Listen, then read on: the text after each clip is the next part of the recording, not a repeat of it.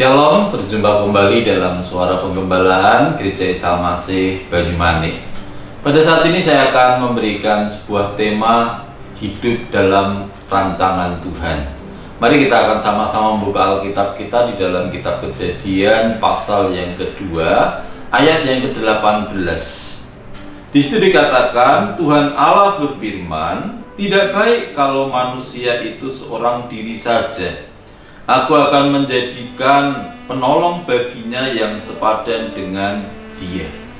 Bapak Ibu yang dikasihi Tuhan, satu hal yang menjadi rencana dan rancangan Tuhan di dalam kehidupan kita, yaitu kita diizinkan untuk menikah. Menikah itu di dalam pengkhotbah katakan, pernikahan adalah meniadakan dari kehidupan yang sia-sia. Kenapa pernikahan meniadakan kehidupan yang sia-sia? Sekarang bayangkan saja kalau kita nggak menikah. Kita mungkin mengalami kehidupan yang sukses di dalam kehidupan kita. Kita memiliki segalanya, jabatan yang tinggi.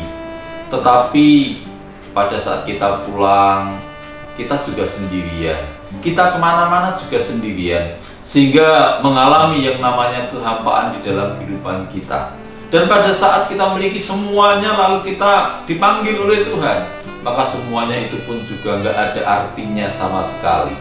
Tapi bayangkan pada saat kita bisa membangun sebuah keluarga di dalam kehidupan kita.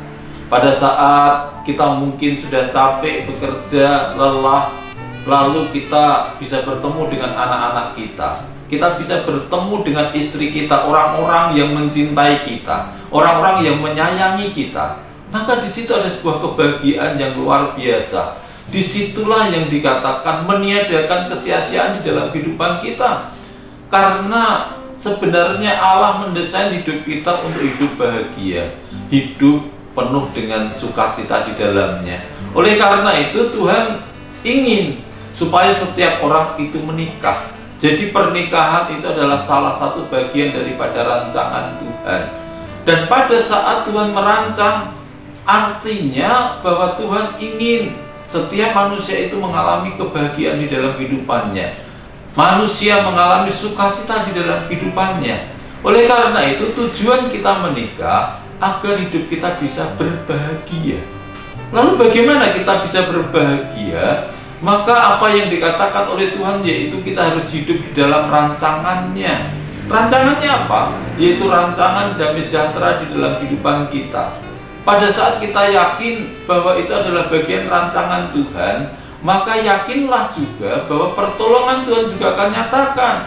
Pada saat Tuhan memiliki planning di dalam kehidupannya, maka segala sesuatu apa yang diplanningkan itu juga yang akan dikerjakannya.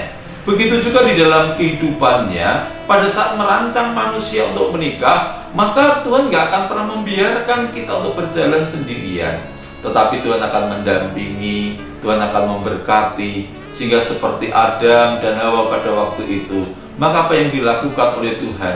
Dia menyediakan segala apa yang diperlukan, apa yang dibutuhkan di dalamnya. Dia mencukupkan apa yang diperlukan di dalam kehidupannya. Begitu juga di dalam kehidupan kita. Karena pernikahan adalah bagian daripada rancangan Tuhan, maka segala sesuatunya pun juga Tuhan gak pernah lepas tangan di dalam hidup kita. Tetapi Dia akan merenda hidup kita, Dia akan berkarya di dalam kehidupan kita, dan Dia akan bertanggung jawab terhadap kehidupan kita. Pada saat apa? Kita betul-betul juga mau berjalan di dalam rencananya, di dalam rancangannya, sehingga hidup kita pada akhirnya akan menuju bermuara kepada kebahagiaan. Kenapa banyak orang menikah tetapi nggak bahagia, sekalipun mungkin diberkati oleh pendeta atau di gereja dan sebagainya?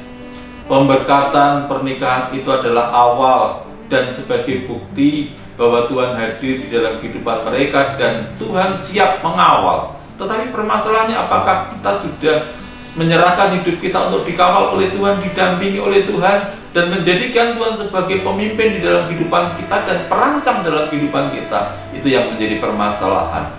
Oleh karena itu, pada saat kita ingin hidup bahagia, maka berjalanlah di dalam rancangannya Tuhan, di dalam takut akan Tuhan. Dan yang kedua, bahwa kehidupan yang berbahagia itu tidak datang dengan sendirinya, tapi itu harus diperjuangkan di dalam kehidupan kita. Itu harus diusahakan di dalam kehidupan kita. Pada saat kita selalu memperjuangkan, yaitu dengan cara apa? Tidak mementingkan diri kita sendiri, tetapi belajarlah untuk mementingkan pasangan kita, mementingkan keperluan anak-anak kita. Pada saat itulah kebahagiaan yang sesungguhnya akan terjadi. Jadi artinya kita akan bahagia pada saat masing-masing anggota keluarga itu belajar untuk mementingkan kepentingan orang lain di dalamnya.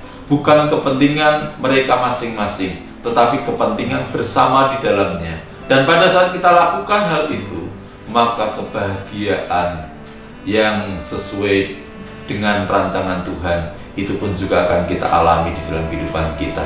Oleh karena itu, selamat berbahagia. Tuhan Yesus memberkati. Amin.